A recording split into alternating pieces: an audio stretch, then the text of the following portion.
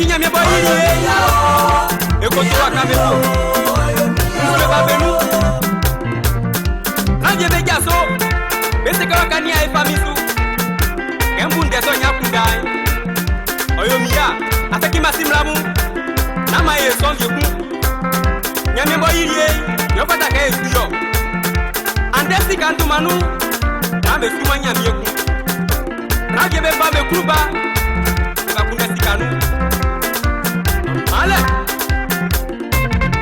oyo miya yangre oyo miya ona profwe mwe yangre oyo miya anya masukwe mu yangre oyo miya mi toto bete mi yangre oyo miya toto makie manaja emi amwe oyo miya minyukwe amwo felicie mi amwe ni oyo miya mi amwe oyo miya awo mi amwe bae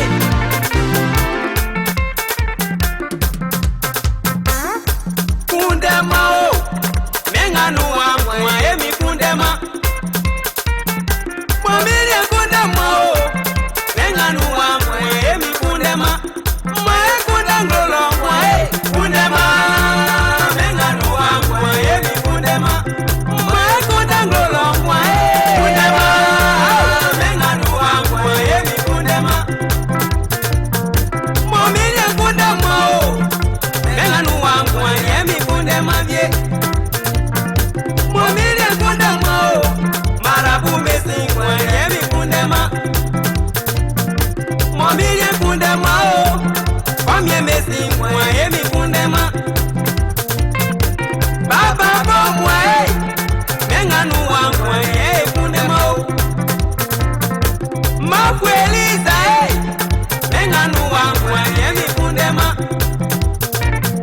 Itoto bena yengasu wangu yemi kundema Mitoto ankwanye menganu wankwanye kundema Jipe kwa mwe atenga su wankwanye kundema Mitoto bede menganu wankwanye kundema Mami Elisa mama menganu wankwanye kundema Mijabwe simo